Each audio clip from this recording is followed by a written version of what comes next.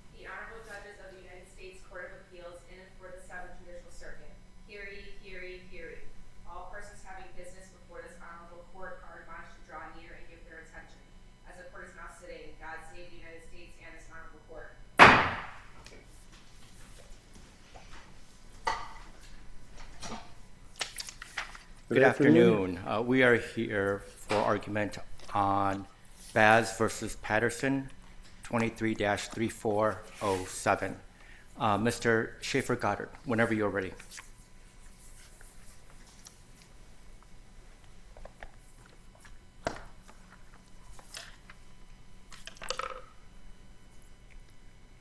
May it please the court, my name is Jonathan Schaefer-Goddard and I appear on behalf of the respondent appellant, Mr. Patterson.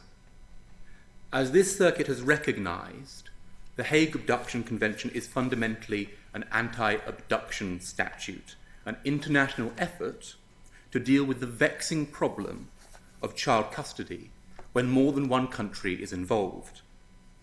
It is an anti-forum shopping convention. It operates by returning the child to the forum presumptively best suited to resolve the custody dispute. But when the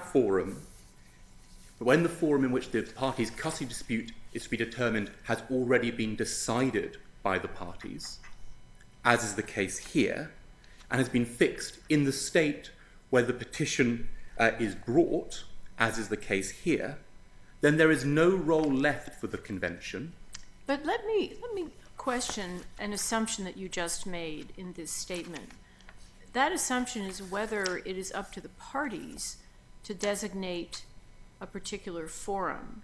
I know you rely very heavily in your briefing on the stipulation that the parties have, but as you well know, stipulations don't bind people who are not part of the agreement. The stipulation was between the two parents, the mother and the father. The stipulation did not include the child, number one, and the stipulation did not include the court, most importantly. And there are lots of cases that say stipulations can't bind third parties, particularly the court. So I distinguish between the stipulation as to habitual residence. What I'm focusing on here is the exclusive jurisdiction agreement. But I'm not sure that under the Supreme Court's precedents that is for the parties to stipulate. We also have a fairly long line of authority saying that parties can't stipulate to jurisdiction. It's not a stipulation to jurisdiction. The court in question, the Circuit Court of Cook County, Illinois, had jurisdiction, had exercised it over the parties, over the child, since very shortly after the child was born. No, I understand that the Circuit Court of Cook County, of course, has jurisdiction over domestic relations matters, but we're talking, as you stressed, about the convention. And the question that I see is whether the Hague Convention allows the parties to make this fundamental decision about habitual residence, which is what the authority of a court to act rests on. You know, reading Manaski against Talieri, I'm not sure you're right that this is a private ordering subject. So I want to focus on the exclusive jurisdiction agreement, which is to do with custody rather than the Hague Convention. And those are very distinct concepts. Of course, they're quite different. Because the parties have agreed where custody will be resolved, that amounts, in our submission, to a waiver of the right of return under the Hague Convention. But I've never seen a case waive. The whole point of the Hague Convention, as I read Manaski, the parties could stipulate to a jurisdiction that's not the child's habitual residence, could stipulate to a jurisdiction that wasn't in the best interest of the child. I mean, I read Manaski as saying that it is up for the court to evaluate all of the factors. They say multiple times a totality of the circumstances test. If the Hague Convention applies, then it's absolutely the case that you reach the question of habitual residence, and I'm happy to address the court on that. In my submission, because there is an exclusive jurisdiction agreement, in the allocation judgment, the consent order from the Cook County of Illinois, the court endorsed this, we don't reach that point. Have you a case Schaefer, where somebody has, oh, excuse me, David, did you want to say something? if I could join the thought here in this debate, which is obviously critical to this case. Both you and counsel for the mother, in essence, offer rather absolute positions regarding the weight of the Illinois allocation judgment. You, in essence, argue it's conclusive, which I find hard to square with Manaski. The mother seems to argue we shouldn't pay any attention to it at all, or should give it no weight at all, which suggests that the father was foolish to agree to the terms of that apparently sensible, comprehensive agreement. And I'm wondering if you might be able to offer some middle ground about the weight that stipulations about habitual residence and agreements to jurisdiction should play in later Hague Convention disputes. Thank you, Your Honour. To take the second part of that first, if I may, the exclusive jurisdiction part, and then I will return to habitual residence. Courts across the United States, the Ninth Circuit, the First Circuit, the Fifth Circuit, and this is also the view of the United States as in an amicus brief cited and agreed with by the Ninth Circuit and Holder, have said that the parties may waive the right to return and may agree to litigate custody in a place other than the habitual residence. If that is the case, there can be no clearer example of that than an agreement to litigate in a particular place made to conclude a custody proceeding and affirmed in a court order. That is a quintessential waiver. You have the cases in the reply brief. It's Holder in the Ninth Circuit, which cites the US amicus brief. It's Nicholson in the First Circuit. That is obiter commentary, but absolutely on point here. But counsel, I took a look at those cases before today, and those seem to deal with the concept of waiver as in at the time the removal happens, right? And so parent A is in a country with a child. Parent B comes, takes the child, moves the child to a different country, and the parent A kind of acquiesces in some way, gives consent, or says that's fine, or in that way, it's an affirmative defense under the Hague Convention that one party acquiesces or agrees, right? But that's not really, that's a bit different from what we have here. So let me give you a hypothetical, for example. Let's say that two parents enter into a stipulation, much like we have here, in year one. And they know, and they decide that, you know what, the parent A will take the child and they will live in another country indefinitely, okay? And they agree in year one that the country that they're at, they stipulate, will be the habitual residence of a child. Let's say 15 years goes by, 16 years, 17 years goes by, okay? The child doesn't have any familiarity with anything in the first country, right? The child's life is rooted in the new country. And you're telling us that in that fact scenario, that under the laws that you've cited, that the Hague Convention, that we should disregard Manaski and the analysis that Manaski asked us to do in favor of that stipulation that the parties entered into 16 years before the dispute arises. That would be the logical extension of your argument, would it not? I don't think it needs to go that far. No, but I'm saying in my hypothetical, would you take the position that in my hypothetical, that the stipulation that the parents entered into when the child was 1 year old should control where the child's habitual residence is in year 17?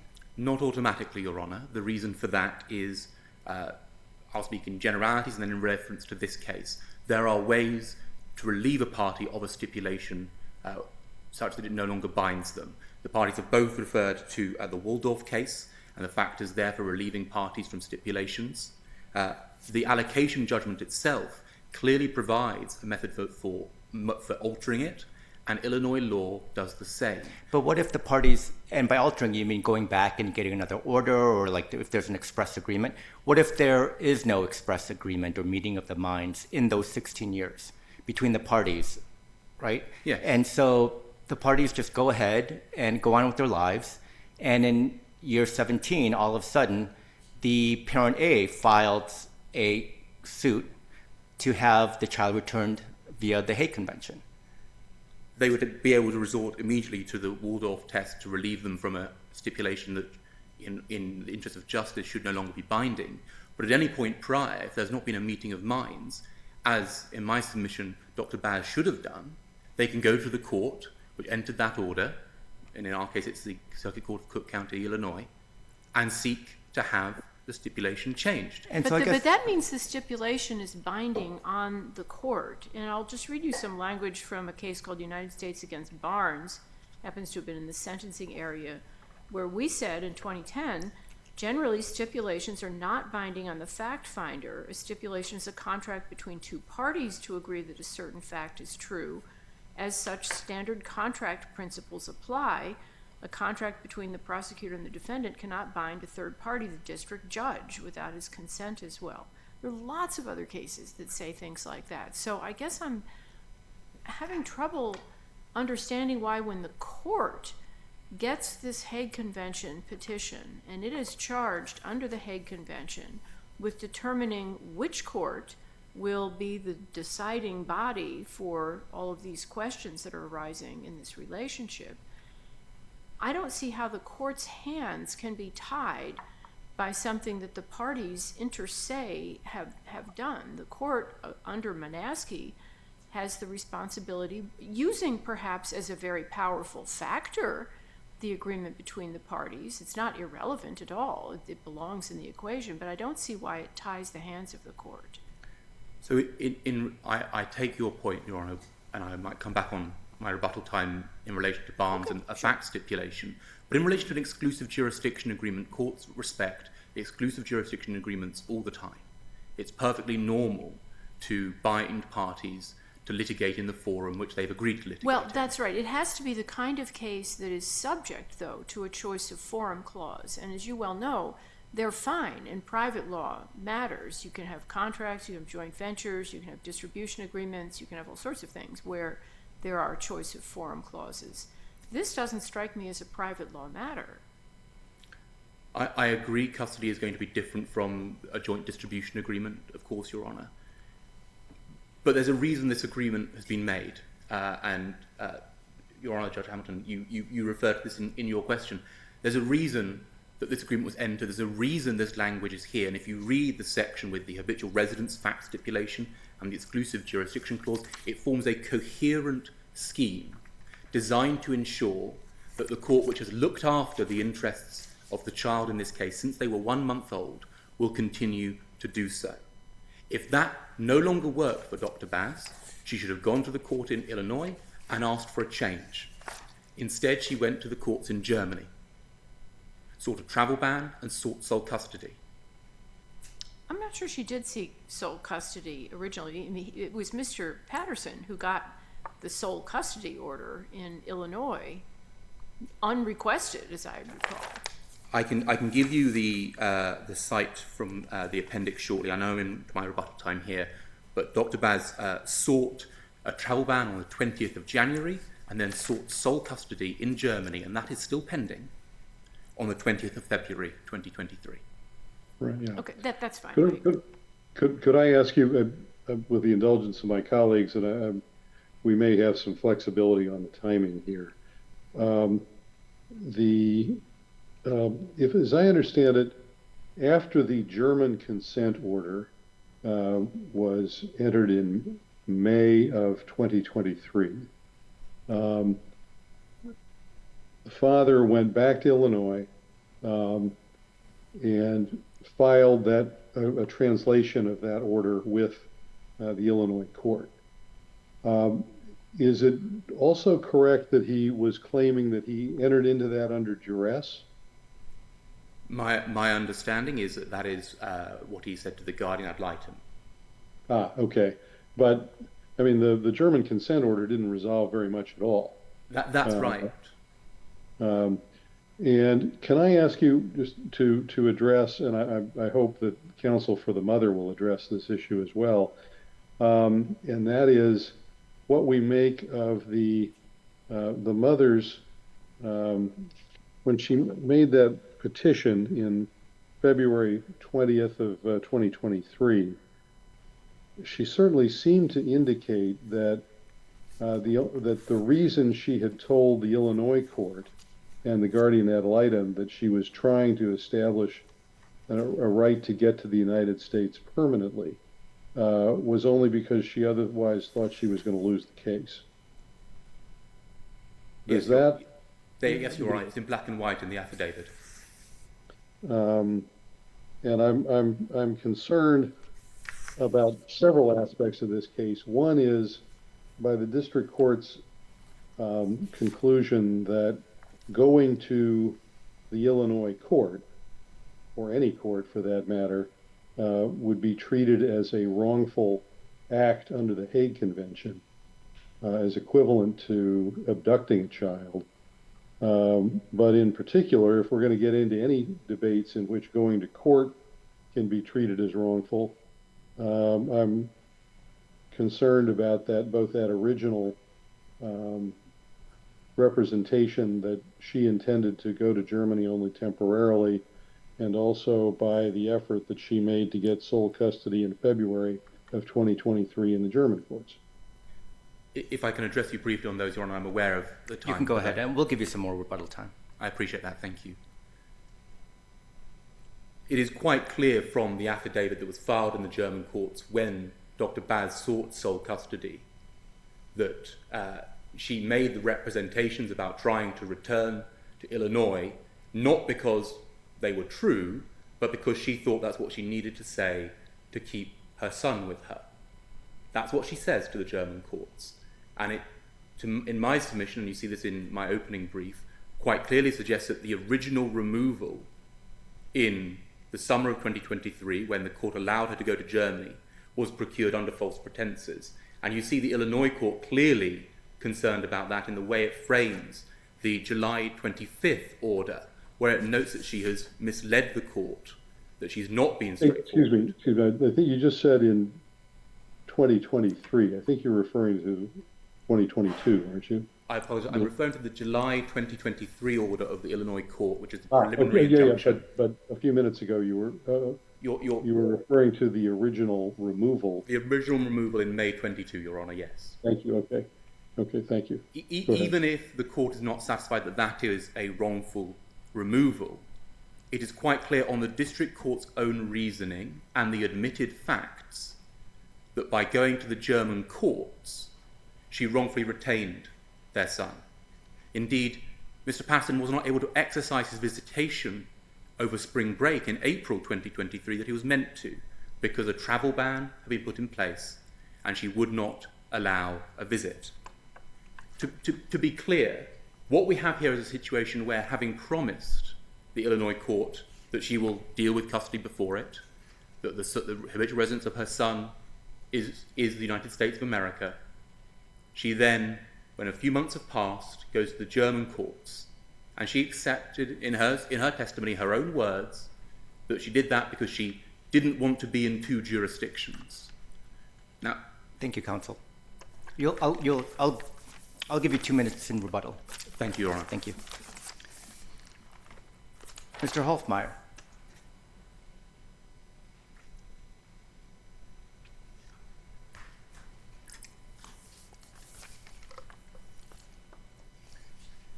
May it please the court. Good afternoon. My name is Sam Hofmeyer, and I represent petitioner appellee Dr. Asla Baz in this appeal.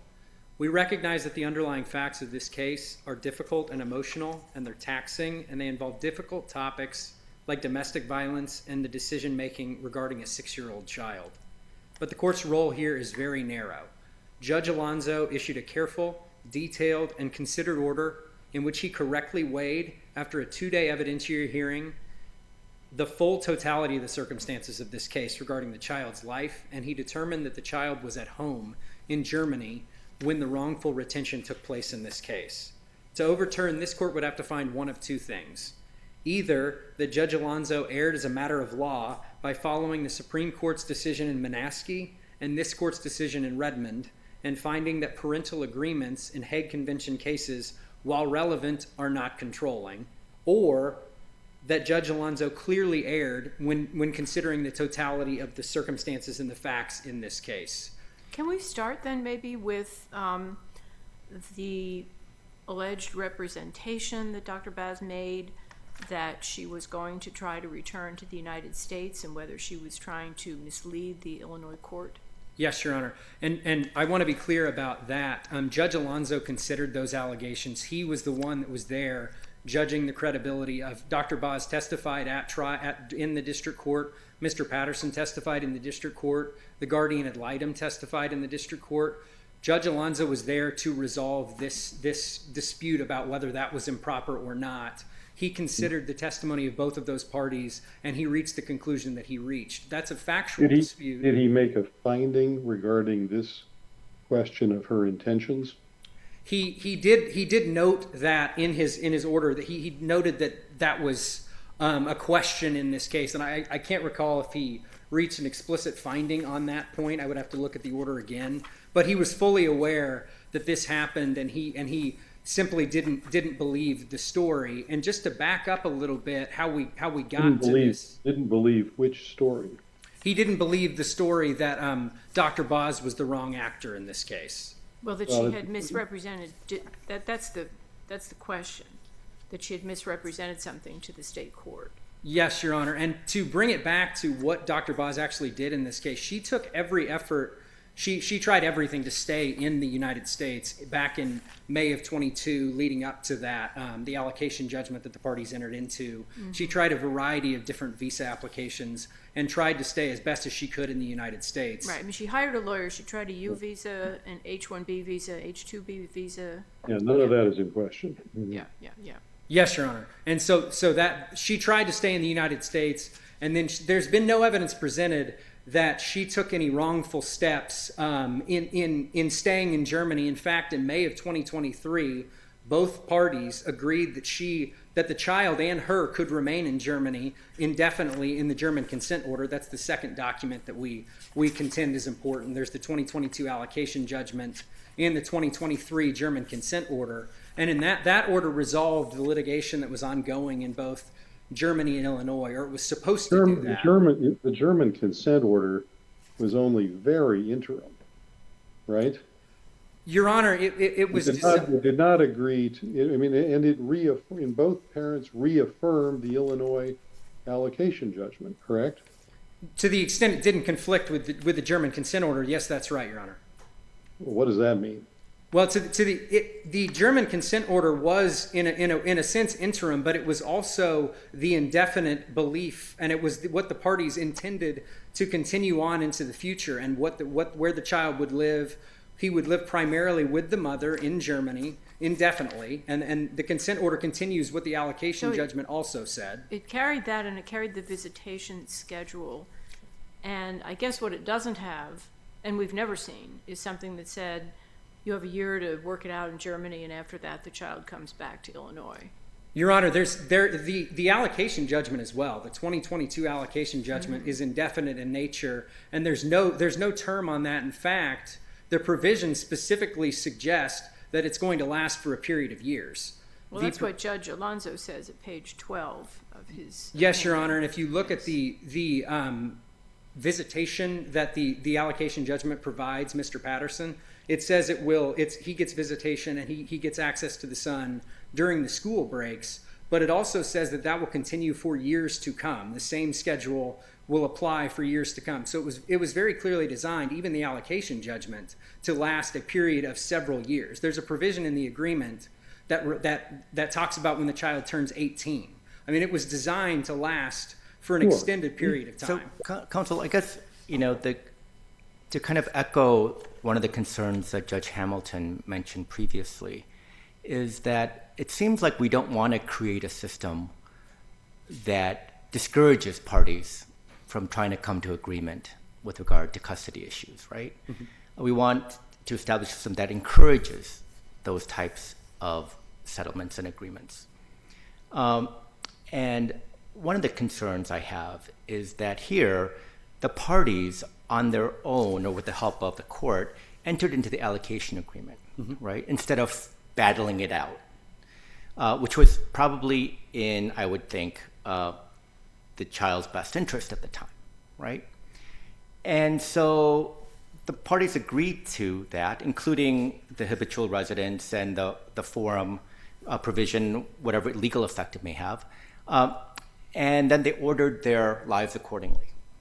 Otherwise, one might reasonably presume that Mr. Patterson would have fought to keep AP here in the United States.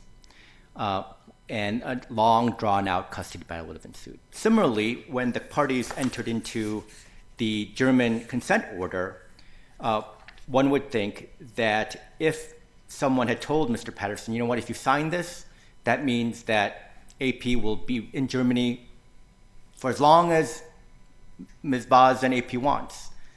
He might have some concerns about that, but for the fact that, at least to himself, he thinks, oh, you know, we agreed to habitual residence before, and so I'm okay with signing this agreement. So I guess the question that I have in my mind, and maybe along the lines of what Judge Hamilton asked, is what weight then are we supposed to give these private orderings, these private agreements in our analysis, even under Manaski? And how are we to think about them when it comes to cases like this? Yes, Your Honor, and I wanted to respond to Judge Hamilton's point on that as well. If we made this, if this was the impression we left the court with in our briefs, I wanted to correct this as well. We do not take the extreme position that parental agreements should be worth nothing. They're entitled to weight, and the district court gave the parental agreement in this case weight. Manaski specifically says that. It says parental intent, like all other factors, is entitled to some weight. So the court should factor that in, and it should probably factor that in fairly strongly.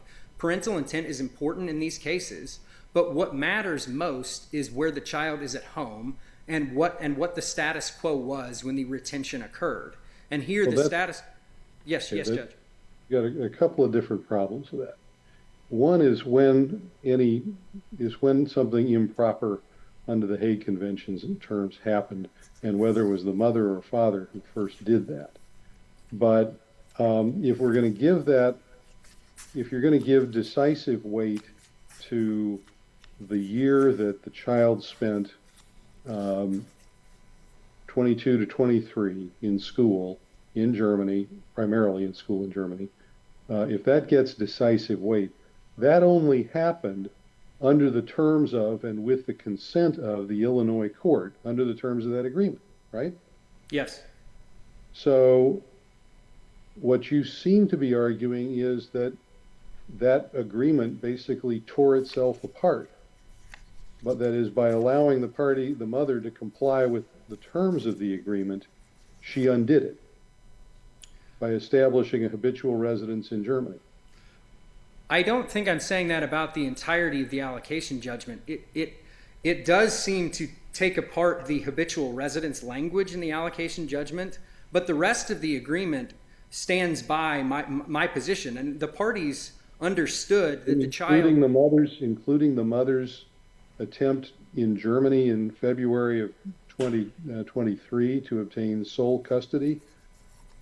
And if I can talk about that specifically, that was all in reaction to what happened in January 2023. Mr. Patterson he returned the child. The passport issue. Yes, Your Honor. And so my client filed those papers in Germany because Mr. Patterson did not return the passport in January. And these are all factual issues. Sole custody sure seems like quite an overreaction to a passport dispute. So under these circumstances, at that point in time, the parties recognized there could well be disputes and they agreed the Illinois court would resolve them. Your Honor, at that point in time, she had been dealing with a lot of issues. This relationship has been fraught with problems. That's very clear. That's And very so, clear. And but let me try to reframe the more general question, because we can't fix our job is not to fix the relationship here. It's not your job. It's not Mr. Schaefer-Goddard's job. But we do have to establish some sort of precedent here. And under these circumstances, how do we rule in your favor without making it foolish for parents, for a parent in Mr. Patterson's position to agree to an agreement like the Illinois allocation judgment with exclusive jurisdiction and a stipulation about habitual residence? So I have a few points on that to respond to that. One, I think the court has to follow Manaski and Redmond and has to conclude that those decisions aren't dispositive. So that's the starting point. And then in terms of what weight you give those, I think the court has to weigh those as it does any other fact in this case, in the totality of the circumstances test. The Supreme Court was clear again that parental intent is important and it should be considered. Judge Alonzo did exactly what he was supposed to do in this case. He considered the parental agreement, he considered the habitual residence language, and he reached the conclusion that notwithstanding that language, the habitual residence in this case was Germany. And he based that on the fact that the child was fully acclimated there. He spoke the language. He'd been there for a year. The parties agreed that he would be there for the majority of his time. He was at home and acclimated in the state of in the country of Germany. Isn't it still possible, though? I mean, as I read the German consent order, it does largely ratify the allocation judgment. So isn't it entirely possible that a German court acting responsibly would say that it's still joint custody, that the time that AP spends with each of his parents is as provided, that, I mean, essentially carry out the intent of the parties? I think a German court, that is a reasonable result of what a German court could do in a custody proceeding, but that's not what this court's... I know. I mean, I'm just saying down the road, I'm not sure we've ripped up any agreements. I agree with you. If the German court, once we decide which forum all of this is going to be adjudicated in, anything is possible in terms of including, relatively positive or moves in accordance with the parties' agreements. I think that's absolutely right, Judge Wood. I think the courts then, once this court's role is limited, the role of this court, as you know, is to restore the parties to the status quo when the retention occurred. Then what happens? And that's, I think, one of your harder points, although both sides are arguing, as I see it, that the use of courts was the wrongful act. But, we've got these three possibilities that Judge Alonzo sets forth in his opinion over wherever it is, over on page 9 of his opinion, and he picks July 7th. Then there are other, then maybe she's the one who wrongfully used the courts to retain when she went to the German court. I'm not sure anyone's hands are clean on this point. We don't deny that. I mean, there are the facts are tough here. They're difficult facts, and that's why we think it is best to rely on Judge Alonzo, who looked at these facts. He judged the credibility of the witnesses. He viewed the factual... Excuse me, Mr. Hoffmeyer, but if this can be wrongful, if it could be wrongful for the father to have gone to the court in July 7th of 23, after, as I understand it, the mother refused to turn the child over to come to the United States for the summer, as agreed and ordered by both courts.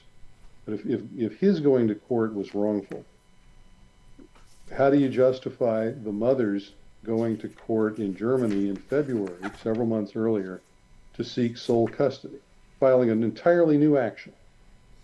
So to start, Mr. Patterson didn't file a Hague Convention case, so that's not the...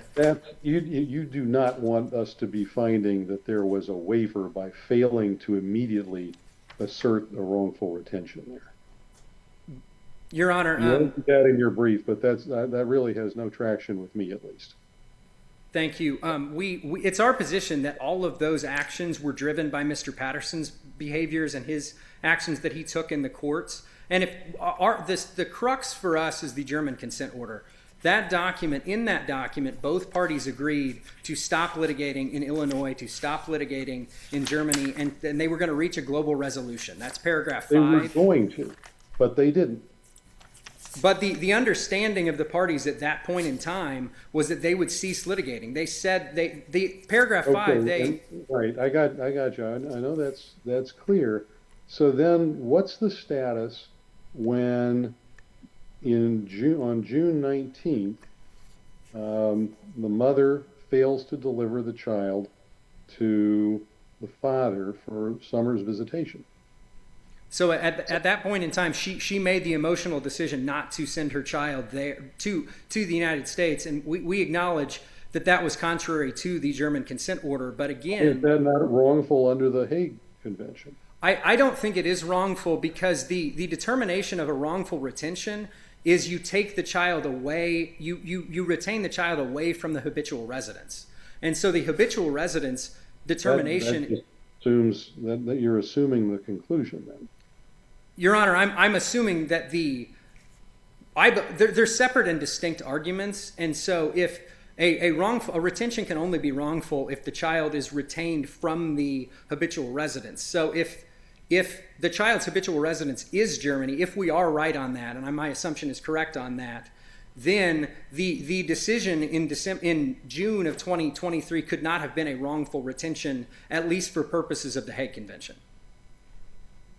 So that issue to us rises and falls on the habitual residence determination. Counsel, isn't the way I kind of saw the German consent order is that the parties basically looked at everything that happened to that date, including Ms. Baz's motion for sole custody, which happened before the German consent order, and said, you know what, we're just going to wipe the slate clean, right? We're just going to put everything, so whether you call it waiver or acquiescence, whatever, both sides saying, you know what, we're just going to start over, clean slate. And then these are the rules that we're going to live by, right? And one of the rules was that Mr. Patterson was to file the consent order with the Illinois court, and then stop pursuing further custody battles. Yes, Your Honor. Is that right? Okay. And so our view of, if I can respond to that, our view of that was when she didn't send her son to the United States 18 days after that, it was because he had clearly violated the German consent order and was no longer following what the parties had just agreed to. Oh. He filed the order with the Illinois court, correct? He filed a version of the order that did not, it was not the exact order. He did file a version of that. The main problem was that he continued litigating there, and he immediately... When? On June 2nd, he started his campaign arguing that, the German consent order was entered into under duress. That's when he made that claim, and he made it clear he was not going to abide by the German consent order at that point. He was trying to invalidate it. And of course, the district court considered that, and it rejected that claim. And to Mr. Schaefer-Goddard's credit, he has not pursued that on appeal, the duress claim. Counsel, anything else? Judge Hamilton, any other questions? Let's see.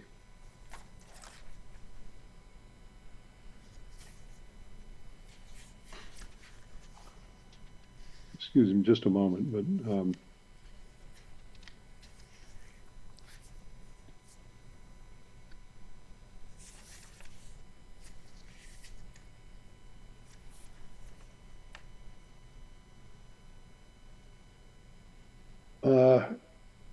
I guess I would ask you, Mr.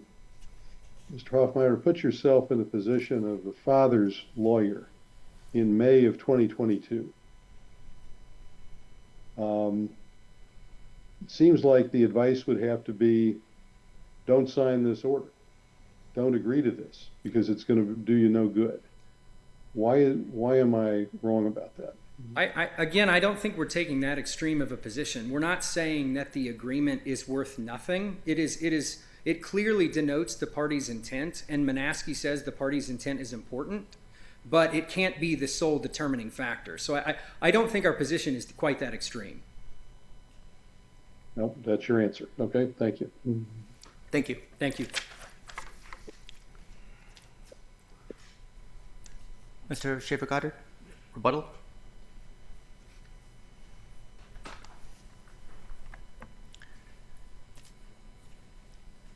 I wanted to begin with rebuttal just on a couple of brief points. The passport issue. The solution was to go to the courts of Illinois, which had made the order about the passport. Mr. Patterson did exactly that the day he arrived back in the United States. The mother appeared via counsel and did not mention the passport issue. It has been said repeatedly by my colleague that the German consent order said that it would be indefinite in Germany. It didn't. It said the child was living in Germany currently. It did not say indefinite. You've heard again from my colleague that to follow what the district court said leaves most of the allocation judgment in place. It rips the heart out of it. The stipulations to habitual residence, the agreement to exclusive jurisdiction, the system in the allocation judgment designed to ensure that the court would continue to preside over the custody dispute. So, Mr. Schaefer-Goddard, can I just ask you one? This is just a technical little question. I haven't heard you this afternoon argue that even if the legal test the district court was using was consistent with Manaske, et cetera, a proper legal test, the district court's findings of fact on habitual residence were clearly erroneous. That's what I wanted to address now, if I may, all right. Thank Your you. Honour. Thank you. In my submission, they were clearly erroneous for the following two clear reasons. Firstly, they failed to account in any way for the wrongful removal and wrongful retention of the child in Germany. Just as the Supreme Court in Manaske counselled that a child who is in a country because a parent is kept there under duress or coercion is relevant, so too must if the child is wrongfully kept there within the meaning of the Hague Convention. That is the first reason. The second reason is this. Judge Alonso found, and this is Appendix 10 across to 11, that the German consent order, less than a month before the alleged wrongful removal, clearly affirmed the habitual residence stipulation, where parties have, after all of that acclimatization, all of the schooling and the language and the therapists, reaffirmed where the habitual residence is, that should be what carries the day. This court needs to find a way to ensure that the Manaske test doesn't drive a coach and horses through the sorts of agreements that we want parents to reach about custody where international relocations occur. And guidance to the lower courts must be given on that. Unless I can assist the court any further. Judge Hamilton, anything else? Thank you, no. Okay. Thank you, counsel. Thank you. The case is taken under advisement, and we are in recess. Thank you.